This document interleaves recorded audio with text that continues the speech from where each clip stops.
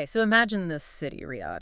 You've got this ancient rhythm tradition right alongside this super modern, gleaming pulse. Yeah, it's a place of contrasts. Totally. And picture four young women trying to navigate all that. Their lives are this delicate, sometimes really defiant dance between what everyone expects and, well, their own private desires. That's the world we're jumping into today, straight from the source. And that source is Rajaa Alsanea's novel Girls of Riyadh, which was, well, pretty groundbreaking at the time. It's not just a story. It feels like this unfiltered window, Right. into the lives of these young Saudi women in a really conservative society. And it's all told through these anonymous emails that, yeah, they definitely stirred things up, caused a huge conversation nationally. So our mission for you today is really to unpack all these rich layers. We want to pull out the key insights about friendship, love, identity, and that quiet but really persistent search for self-determination when you're under all this societal pressure. The author herself, Alsanea, she said her goal was to show another side of Saudi life to the Western world, to make it clear that these women, even living under, male dominance, they're full of hopes and plans and determination and dreams. Just like women everywhere else. Exactly, falling in and out of love. So we'll explore how they try to balance those traditional values with this deep desire for personal freedom, for maybe a bit of reform. And the person pulling the strings, telling these stories, is this fascinating anonymous figure. Yeah. She calls her group Sirwan Fatah 7. That name? Say it again. Sirwan Fatah 7. It translates roughly to memoirs or story and disclosed or exposed. Wow. Yeah, the name itself just screams scandalous, right? For that context. Publicly sharing these private lives was, well, incredibly daring. Definitely. She wanted to challenge the cliches about Saudi life. And as you'd expect, she got both praise and some serious threats for revealing what some saw as excesses. She even says, I am every one of my friends, and my story is their story. And she promises to reveal who she is later on. Narrator exposing these hidden lives. Let's dive into the first story. We start with Gamra. She's kind of positioned as the traditionalist, and her marriage really sets a precedent. Right. Gamra's story kicks off with her wedding. It's a very traditional Najdi wedding. It's the style from the central region of Saudi Arabia. The book describes her as almost having a nervous breakdown. Oh, wow. Yeah, heavy makeup, her eyes apparently the color of blood from all the coals seeping into them. And her friends, Lamise and Michelle, they're there, and they can't resist making these funny, kind of sharp comments about her dress. Heck, what? Well, Lamise apparently yells, hey, check her out, the pharaohs are back. Oh, my gosh. And Michelle's like, where the hell did she get that dress? It's such a great scene because you have this super traditional setting, but then this modern, almost irreverent banter from her friends. That mix is so revealing, isn't it? Tradition meets modern takes. And Gemra, she was studying history but dropped out of college just to plan this wedding. Then she moves to America because her husband, Rashid, is doing his graduate studies. You'd think, okay, new start, honeymoon in Venice. Yeah. Sounds romantic. But it doesn't quite work out like that, does it? What goes wrong so fast? Yeah, the dream just crumbles almost right away. It's not just like the location, Venice, Chicago, whatever. It's Rashid. He's just so emotionally distant, physically distant too.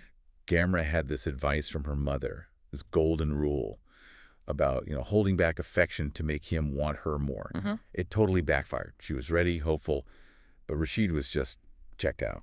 Even small things, like him deciding on the cable package but leaving out Sex and the City, her favorite show. It showed his kind of quiet control over everything. So this neglect, this distance, it leads somewhere pretty devastating for Gamma, right? She finds something out. Oh, yeah. It's brutal. She discovers evidence of his affair. And then when she finds out she's pregnant, unexpectedly, his reaction is just callous. He actually threatens to throw her out like trash. God, that's harsh. It is. And then the divorce papers just show up, delivered abruptly to her father's house. And her mother's reaction is so telling. Al-Qasmanji girls never get divorced. It just hammers home that intense societal shame around divorce. That reaction says it all, doesn't it? The stigma. So how does that shape her life right after the divorce? Well, she's basically confined at home, feeling stuck, stagnant. But this confinement actually pushes her towards, well, transformation.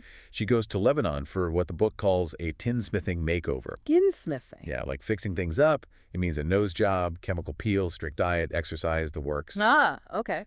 But what's really interesting is how she frames it. She tells her conservative relatives it was reconstructive surgery. needed for religious reasons because cosmetic surgery is frowned upon. So even her rebellion has to play by certain rules. Exactly, navigating the system. And then to escape the boredom at home, she starts going into online chat rooms. Lamise actually guides her into this, even though Lamise warns her about cheats online. And there's her son too, right? Little Sulla. Yes, he's adorable. 3 years old, wears this tiny miniature abaya and shima, the headscarf and robe, and he apparently runs around disrupting prayers at the mosque playfully.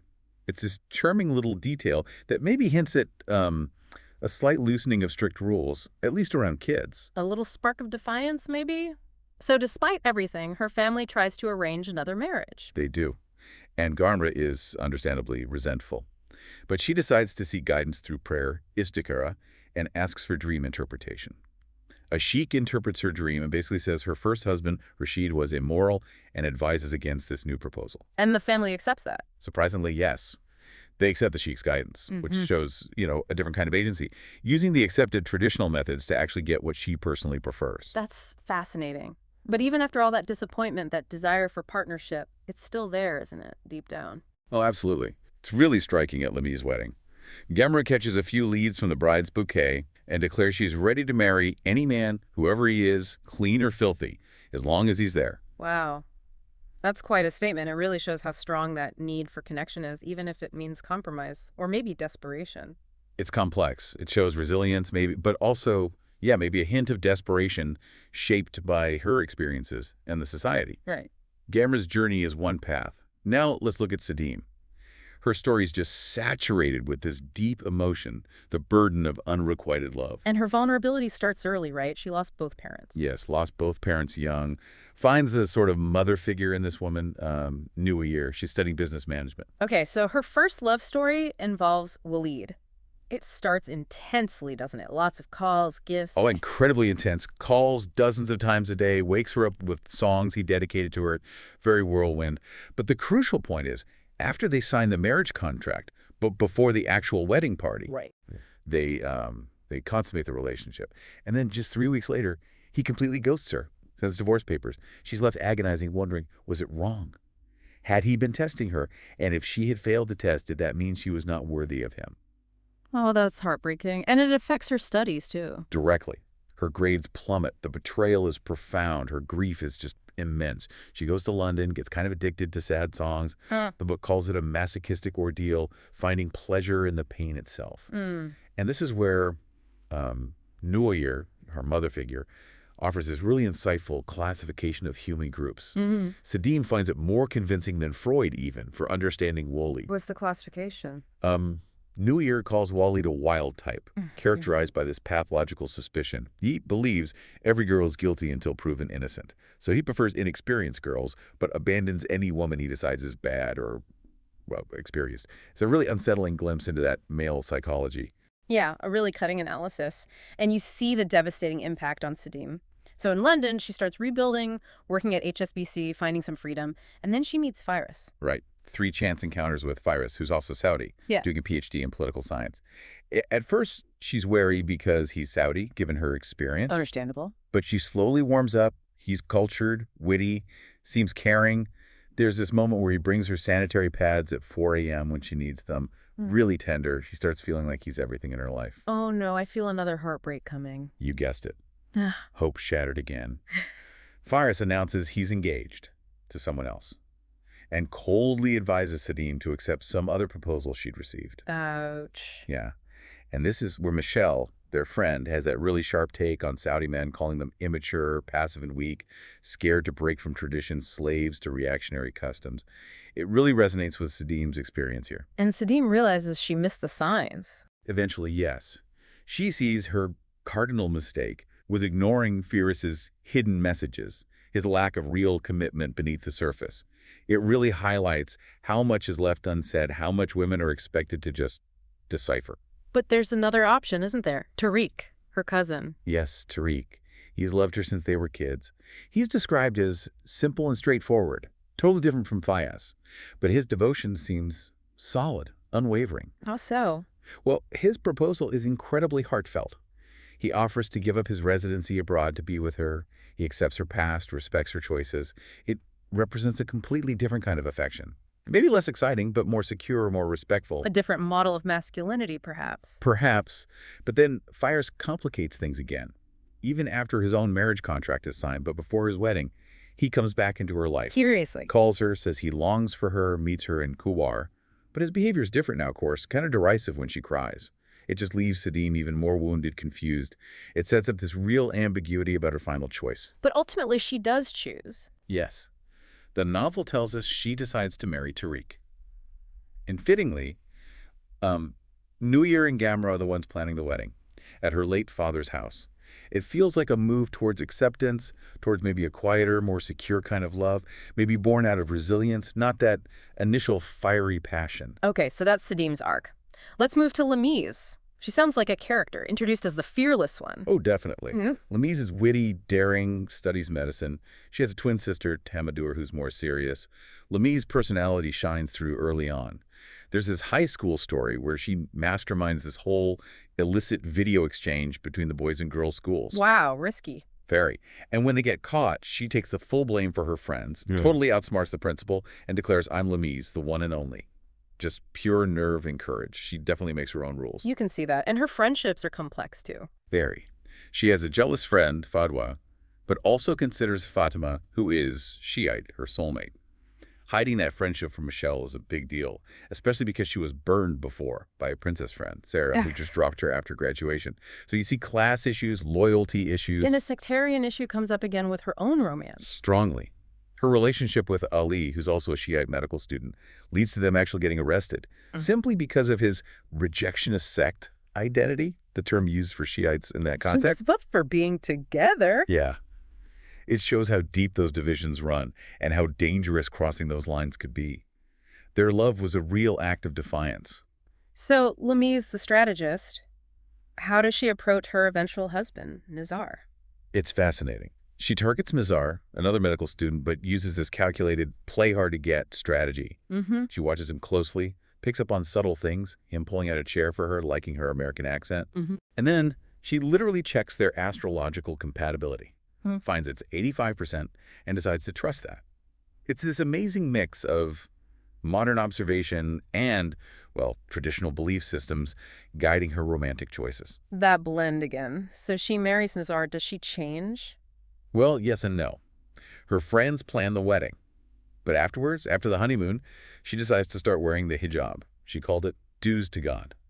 This really surprises Michelle. Interesting timing. Yeah. But their marriage is portrayed as quite successful, a picture of married bliss. They seem complementary. Nizar helps with chores, which isn't always standard, and Lamise cleverly manages the relationship with his family by calling his mother Mama. That's the Hijazi custom from the West, different from the stricter Najdi ways she grew up with. Shows her adaptability again. She seems very pragmatic. Does she have a particular view on men, given all this? She does. It's quite pragmatic, maybe even a bit cynical. She says men are not scheming to tell lies or to deceive us. They're just kind of wicked. Yeah, in the sense that they back off quickly if a woman seems too available.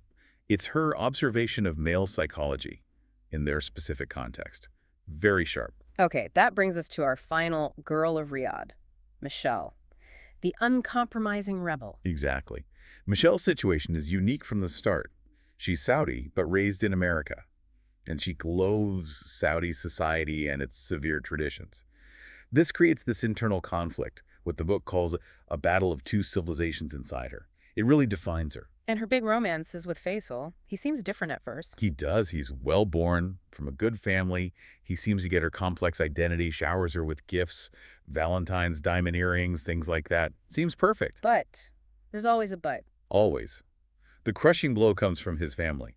They disapprove of Michelle because of her unknown roots. Her family name, Al-Abdul Rahman, wasn't prestigious enough, and her American mother. It culminates in Faisal's mother faking a heart attack to stop the relationship. Faking it. Seriously. According to Michelle, yes. And the worst part for Michelle is that Faisal gives in. He submits to his family's pressure. For her, this is the ultimate proof of male weakness in that society. It just confirms all her frustrations. How does she cope with that? Well, she tries seeking professional help, sees a Saudi psychiatrist. But she finds him primitive.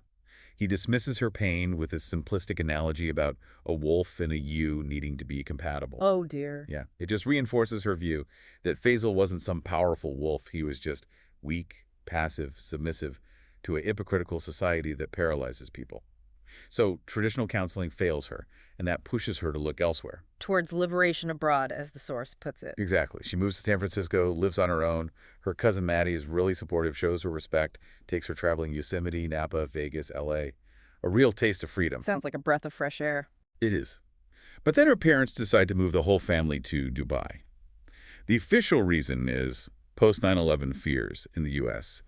But Michelle suspects the real reason is her relationship with Maddie, not necessarily romantic, but just too independent, too vague for their comfort. The constraints follow her, even indirectly. To some extent. But in Dubai, Michelle really starts to thrive professionally. She gets into media, becomes a program producer. She's even offered a job as an on-air presenter. Wow, that's huge. It is. But her father forbids it. So even in Dubai, some cultural lines remain firm.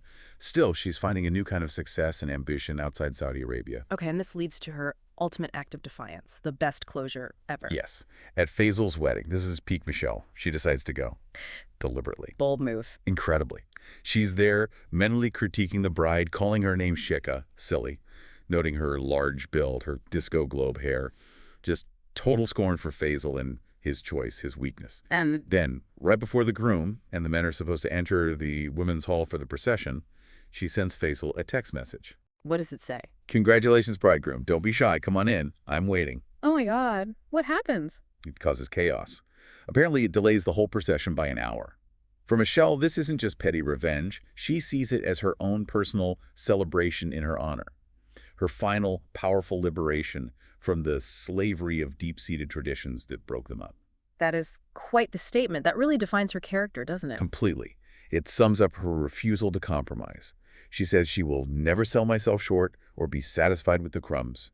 She's convinced someone even better will come along, and she lumps Faisal and Firas together, stamped out of the same mold. Passive and weak. Slaves to tradition, in her eyes. So we've walked through these four very different lives.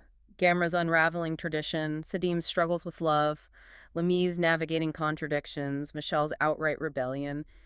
When you pull these threads together, what are the big takeaways for us, for you? Well, one really powerful thing is how this book gives us such a rare look inside Saudi Arabia's elite, the velvet class. It shatters any illusion that just because you have money and education, you automatically have personal freedom, especially if you're a woman. Their private lives are usually so hidden. That's a crucial point. And love. Love seems to be this constant theme, but also a constant struggle, right? Absolutely. It's a battleground. You see the yearning for grand romance, but also the reality of painful betrayals. The book suggests love is often treated like an unwelcome visitor or even an inappropriate joke in that society. Pursuing it in any real way takes immense courage. Which brings up the whole idea of women's agency, doesn't it? Even with all these constraints. Exactly. They're just passive victims. Each one finds her own way to push back or navigate the system.